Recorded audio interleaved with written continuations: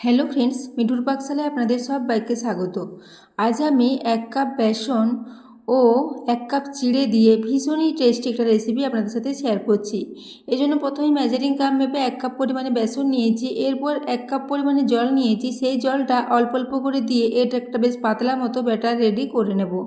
তো আমি একটা কাঁটা চামচের সাহায্যে খুব ভালো করে এটাকে মিশিয়ে নিচ্ছি। আপনারা চাইলে এটাকে হ্যান্ড মিক্সারের সাহায্যেও খুব ভালো করে মিশিয়ে নিতে পারেন। তো দেখুন অল্প অল্প করে জলটা দিয়ে দেবো, তারপর এটাকে বেশ পাতলা মতো একটা ব্যাটার রেডি করে নেব। তো এখানে বেসনও 1 কাপ নিয়েছি, এর সাথে চিড়েও আমাদের 1 কাপেই লাগবে। তো সেই জন্য ব্যাটারটাকে প্রথমে খুব ভালো করে আগে রেডি করে নেব। তো বন্ধুরা, আজকের রেসিপিটা ভীষণই টেস্টি, ভীষণই খাস্তা ও মুচমুচে মতো হতে চলেছে। রেসিপিটা আপনাদের যদি ভালো লেগে থাকে তাহলে অবশ্যই একটু বন্ধুদের সাথে শেয়ার করে দেবেন, এবং রেসিপি ভালো লাগলে একটা লাইক করতে ভুলবেন না। তো দেখুন এটাকে ক্রমাগত নাড়াচাড়া করে খুব ভালো মতো করে মিশিয়ে নিচ্ছি, যাতে এর মধ্যে কোনো দানা না থেকে যায়। তো এরপর আমি দেখুন জলটা আবারও কিছুটা দিয়ে দিলাম। এখানে 1 কাপ জলের 2 চামচ মতো জল থেকে গিয়েছিল, বাকিটা আর লাগেনি। এইভাবে প্রায় পুরো জলটাই দিয়ে এর সাথে মিশিয়ে নিলাম। ব্যাটারটা দেখেই বুঝতে পারছেন একটা বেশ পাতলা মতো ব্যাটার রেডি করেছি। তো দেখুন ব্যাটারের কনসিস্টেন্সিটা দেখতেই পাচ্ছেন, এরকম পাতলা থাকবে ব্যাটারটা। তো ব্যাটারটাকে এইভাবে ক্রমাগত নাড়াচাড়া করে খুব ভালো মতো করে রেডি করে নেব। তারপরে এখন এটাকে সাইডে রেখে দিচ্ছি। এটাকে সাইডে রেখে দেওয়ার পর এখানে মেজারিং কাপ মেপে 1 কাপ পরিমাণে চিড়েও নিয়েছি। চিড়েটাকে আগে থেকে খুব ভালো করে পরিষ্কার করে নিয়েছিলাম। এরপর একটা মিক্সির জারের মধ্যে পুরো চিড়েটাকে নিয়ে নেব, তারপর এটাকে গুঁড়ো করে নেব। তো চিড়েটা গুঁড়ো করে নিয়েছি। এদিকে ওই যে বেসনের ব্যাটারটা রেডি করে রেখেছিলাম, তার মধ্যে এখানে দিয়ে দিচ্ছি এই চিড়ের গুঁড়োটা। তো পুরো চিড়ের গুঁড়োটা দিয়ে দিলাম। এই চিড়ের গুঁড়োটা দেওয়ার পর এই বেসনের মধ্যে যে জলটা আছে সেটা প্রায় শুকিয়ে আসবে। যেহেতু চিড়ে অনেকটাই বেশি পরিমাণে জল টেনে নেয়, সেই জন্য এখানে জলটা প্রায় 1 কাপের মতোই লাগবে। এখানে আমার 1 কাপের 2 চামচ মতো জল লাগেনি, বাকিটা প্রায় লেগে গিয়েছিল। তো এরপর দেখুন আমি খুব ভালো করে এটাকে মিশিয়ে নিচ্ছি, যাতে এই চিড়ের দানাগুলো ব্যাটারের মধ্যে খুব ভালো মতো মিশে যায়। এরকম ক্রমাগত নাড়াচাড়া করতে করতে এটা মিশ্রণটা অনেকটাই ঘন হয়ে আসবে। তো দেখতেই পাচ্ছেন নাড়াচাড়া করতে করতে এটা অনেকটাই ঘন হয়ে গেছে। চিড়েটা জল টেনে অনেকটাই এটাকে ঘন করে দিয়েছে। তো এরপর এটাকে ক্রমাগত নাড়াচাড়া করে মিশিয়ে নিয়েছি। তারপর এটাকে রেস্টে 5 মিনিটের জন্য রেখে দেবো। রেস্টে রেখে দেওয়ার পর এই মিশ্রণটা অনেকটাই আবারও ঘন হয়ে যাবে। এদিকে আমি নিয়ে নিয়েছি একটা মিডিয়াম সাইজের আলুটার খোসাটা ছাড়িয়ে আলুটাকে ধুয়ে নিয়েছি। এরপর একটা গ্রেটারের সাহায্যে এইভাবে আলুটাকে গ্রেট করে নেবো। এখানে খুবই ছোট ছিদ্রযুক্ত গ্রেটার নিতে হবে, একদমই বেশি মোটা মোটা করে আলুটাকে গ্রেট করা যাবে না। তো দেখতে পাচ্ছেন আলুটাকে জলের মধ্যে গ্রেট করে নিয়েছি, তাছাড়া আলুটা কালো হয়ে যাবে। তো এরপর গ্রেটারটাকে খুব ভালো করে একটু পরিষ্কার করে নিচ্ছি। এরপরে আলুগুলোকে খুব ভালো করে একটু ধুয়ে নেব। এইভাবে ধুয়ে ভালো করে নিগড়ে এটার থেকে জলটা বার করে দেবো। তো এইভাবে এটাকে রেডি করে নিলাম। এদিকে আমি যে চিড়ে ও বেসনের ব্যাটারটা করে রেখেছিলাম সেটা দেখুন অনেকটাই এখন আবারও শুকিয়ে গেছে। এরপর ওই যে আলুটাকে গ্রেট করে রেখেছিলাম ওই আলুটা এইভাবে জল থেকে তুলে খুব ভালো করে নিগড়ে নেব, যাতে এর মধ্যে একদমই জল না থাকে। এরপর এই আলুটাকে তুলে নিয়ে এই মিশ্রণের মধ্যে দিয়ে দিচ্ছি। তো দেখুন এভাবে হাতে করে পুরো আলুটাকেই একটু তুলে নেব, ভালো করে জল নিগড়ে এর মধ্যে দিয়ে দেব। তো বন্ধুরা, আজকের রেসিপিটা ভীষণই একটা টেস্টি মতো স্ন্যাক্সের রেসিপিটা আপনাদের কেমন লেগেছে কমেন্টে জানাতে ভুলবেন না। তো দেখুন এরপর আমি 1 টুকরো আদা নিয়েছিলাম, আদাটাকেও একটু গ্রেটারের সাহায্যে গ্রেট করে এর সাথে মিশিয়ে নিলাম। আদাটা দেয়া হয়ে গেলে এখানে দিয়ে দেব কাঁচা লঙ্কা। তো সেই জন্য এখানে 2 কাঁচা লঙ্কা ছোটো টুকরো করে কেটে রেখেছিলাম, সেই কাঁচা লঙ্কার টুকরোগুলো এখানে দিয়ে দিয়েছি। এরপর এখানে দিয়ে দিচ্ছি স্বাদ মতো লবণ, প্রায় 1 চা চামচ পরিমাণে এখানে লবণ দিয়ে দিয়েছি। এরপর এখানে দিয়ে দিচ্ছি সাদা তিল 1 চা চামচ ভর্তি করে। তিল দিলে এর টেস্টটা ভীষণই ভালো হবে। এরপর এখানে দিয়ে দেবো আমি কালো জিরে। কালো জিরে দিলে এর টেস্টটা অনেকটাই পকোড়ার মতো আসবে, যেহেতু এর মধ্যে বেসন আছে, আলু আছে। তো দেখুন এই জন্য 1/2 টিস্পুন পরিমাণে দিয়ে দিয়েছি কালো জিরে। এরপর এখানে দিয়ে দিচ্ছি প্রায় 1/4 টিস্পুন পরিমাণে একটু গরম মশলার গুঁড়ো। ওই সাথেই দিয়ে দিলাম 1/4 টিস্পুন পরিমাণে একটু হলুদের গুঁড়ো। এরপর এখানে ফ্লেভারের জন্য দিয়ে দিচ্ছি একটু কসুরি মেথি, তবে কসুরি মেথির পরিবর্তে এখানে ধনে পাতা কুচনো ব্যবহার করতে পারেন। তো এরপর সব কিছু দেওয়া হয়ে গেছে, আর কোনো মশলা এখানে লাগবে না। এই কয়েকটা মশলা দিয়ে রেসিপিটা দুর্দান্ত টেস্টি মতো রেডি হয়ে যাবে। তো দেখুন এরপর আমি হাতে করে ক্রমাগত খুব ভালো করে এটাকে একটু মিশিয়ে নিচ্ছি। তো ব্যাটারটা দেখতে পাচ্ছেন খুবই ঘন আছে, খুবই ঘন আঠালো টাইপের একটা ব্যাটার এখানে রেডি হয়েছে। এটাকে আর বেশি জল দিয়ে নরম করা যাবে না, এরকম একটা বেশ আঠালো চটচটে টাইপের ব্যাটার এখানে রেডি করে নিয়েছি।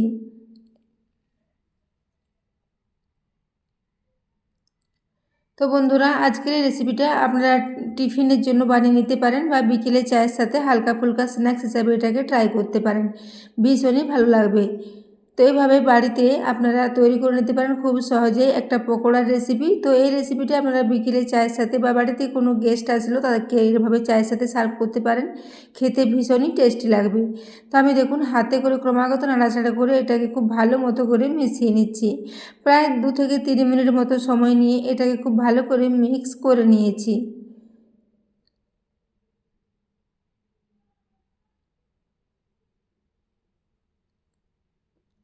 তো দেখুন এরপর মিশিয়ে নেওয়ার পর হাতটা এখান থেকে পরিষ্কার করে নিচ্ছি। এরপর এই ব্যাটারটাকে এখান থেকে কিছুটা করে ব্যাটার নেব আর হাতে করে একটু চ্যাপটা চ্যাপটা করে তেলের মধ্যে দিয়ে দেব। তো দেখুন এভাবে কিছুটা করে মিশ্রণ নেব, খুব বেশি না, ছোট ছোট টাইপের মিশ্রণ নিয়ে এইভাবে হাতে করে নিয়ে তেলের মধ্যে এগুলোকে দিয়ে একটু ফ্রাই করে নেব। এভাবে ছোট্ট ছোট্ট বড়ার আকারেও আপনারা দিতে পারেন বেশি করে তেল দিয়ে। আমি আজকে এই রেসিপিটা শ্যালো ফ্রাই করে নেব খুবই কম তেল দিয়ে। তো সেই জন্য এখানে প্রায় 2 টেবিল স্পুন পরিমাণে নিয়ে নিয়েছি সরষের তেল। আজকের রেসিপিটা আমি সরষের তেলে রেডি করছি। এরপর দেখুন বেশ কিছুটা করে মিশ্রণ নিয়ে এইভাবে হাতে করে দিয়ে এগুলোকে একটু চ্যাপটা চ্যাপটা করে নিচ্ছি। আমি যেহেতু এগুলোকে কম তেলে শ্যালো ফ্রাই করব সেই জন্য এগুলোকে একটু চ্যাপটা চ্যাপটা করে দিয়ে দিচ্ছি, যাতে কম তেলে খুব ভালো মতো ভেতর পর্যন্ত ফ্রাই হয়ে যায়। আপনারা যদি এগুলোকে বেশি ডুবো তেলে ভাজতে চান তাহলে এগুলোকে ছোট ছোট বড়ার মতো করে একদমই তেলের মধ্যে ফেলে দিলে এগুলো খুব ভালো মতো ফোলা ফোলা ভীষণই ভালো একটা বড়ার রেসিপি রেডি হয়ে যাবে। তো আমি এগুলোকে দেখুন এইভাবে একটু হাতে করে তেলের মধ্যে ছড়িয়ে দিচ্ছি, যেহেতু তেলের পরিমাণটা কম আছে সেজন্য এভাবে একটু চ্যাপটা চ্যাপটা করে দিলে এগুলো ভীষণ ভালো মতো ফ্রাই হয়ে যাবে ভিতর পর্যন্ত। তো দেখুন এরপর আমি হাতে করে সবগুলোকে একে একে এইভাবে দিয়ে দিচ্ছি। তো এইভাবে সবগুলো একই সাথে ফ্রাই করা যাবে না, 2 ব্যাচে করে এইভাবে এগুলোকে ফ্রাই করে নেব। তো একটু পাতলা পাতলা করে দিলে কম তেলের মধ্যে এগুলো খুব ভালো মতো করে ভাজা হয়ে যাবে। তো বন্ধুরা, আজকের রেসিপিটা ভীষণ টেস্টি মতো রেডি হয়েছিল। বেসনের সাথে আলু ও চিড়ে দিয়ে এই রেসিপিটা দুর্দান্ত স্বাদের তৈরি হয়। আপনারা অবশ্যই রেসিপিটা আবার বাড়িতে ট্রাই করবেন এবং বাচ্চাদের জন্য এইরকম ধরনের চটপটা রেসিপি আপনারা টিফিনে বানিয়ে দিতে পারেন, খেতে বাচ্চারা ভীষণই পছন্দ করবে। তো দেখুন এরপর আমি এগুলোকে একে একে সবগুলো দিয়ে দিলাম। গ্যাসের ফ্লেমটা এখন লোতে রেখেছি। এইভাবে লো ফ্লেমে প্রথমে 1 থেকে 1.5 মিনিট পর্যন্ত একটু ফ্রাই করে নেব, তারপর মিডিয়াম ফ্লেমে আবারও 2 থেকে 3 মিনিট পর্যন্ত এগুলোকে একটু ভেজে নেব। তো দেখতেই পাচ্ছেন এখন নিচের দিকটা খুব সুন্দর একটা লালচে কালার এসেছে। এরপর এগুলোকে উল্টে নিচ্ছি।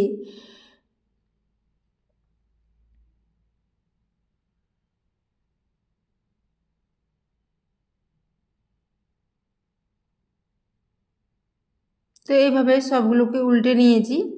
উল্টে নেওয়ার পর এভাবে গ্যাসের ফ্লেমটা একটু মিডিয়ামে করে দিয়েছি। মিডিয়াম ফ্লেমে এগুলোকে প্রায় 3 থেকে 4 মিনিট মতো সময় নিয়ে ভেজে নেব। তো দেখুন এরপর এগুলোকে আবারও উল্টে নিচ্ছি। এভাবে ক্রমাগত উল্টে পাল্টে একটু বেশ মচমচে করে এগুলোকে ভেজে নিতে হবে, কিন্তু কম তেলেও এগুলো ভীষণই মচমচে মতো রেডি হয়েছিল। আপনারা চাইলে এগুলোকে ডুবো তেলেও ফ্রাই করতে পারেন কিংবা এইভাবে আমার মতো কম তেলে শ্যালো ফ্রাইও করে নিতে পারেন। তো দেখতেই পাচ্ছেন বেশ সুন্দর একটা কালারও এসেছে লালচে। তো এইভাবে উল্টে পাল্টে এগুলোকে খুব ভালো করে ভেজে নিয়েছি, তারপর এগুলোকে কড়াই থেকে তুলে নেব। তো এইভাবে আমি 2 ব্যাচে এগুলোকে রেডি করে নেব। দ্বিতীয় ব্যাচে আবারও অতগুলোই তৈরি হয়েছিল। তো এরপর দেখুন কড়াই থেকে এগুলোকে তুলে নিচ্ছি। এরপর একটা প্লেটের মধ্যে এগুলোকে নিয়ে নিচ্ছি। তো দেখুন এগুলো খুবই মচমচে মতো রেডি হয়েছে। এরপর দেখুন দ্বিতীয় ব্যাচে আবারও কতগুলো রেডি করে নিয়েছি। এরপর একে একে সমস্ত আবারও একটা প্লেটের মধ্যে নিয়ে সাজিয়ে নিচ্ছি। তো এর আওয়াজটা শুনে আপনারা বুঝতে পারবেন এগুলো কতটা খাস্তা মতো রেডি হয়েছে। ভীষণই খাস্তা, ভীষণই মুচমুচে, ভীষণই টেস্টি একটা রেসিপি। এটাকে আপনারা যে কোনো ধরনের চাটনির সাথেও সার্ভ করতে পারেন অথবা বিকেলের দিকে চায়ের সাথেও খেতে পারেন, ভীষণই ভালো লাগবে। তো দেখুন এরপর একটা আওয়াজটা আপনাদের দেখিয়ে দিলাম। এরপর দেখুন উপর থেকে এগুলো ভীষণই মচমচে এবং ভেতরটা খুবই নরম এবং আলু দেওয়ার জন্য এর টেস্টটা ভীষণই ভালো হয়েছিল। তো বন্ধুরা, আজকের রেসিপিটা এতক্ষণ পর্যন্ত দেখার জন্য আপনাদের অশেষ ধন্যবাদ।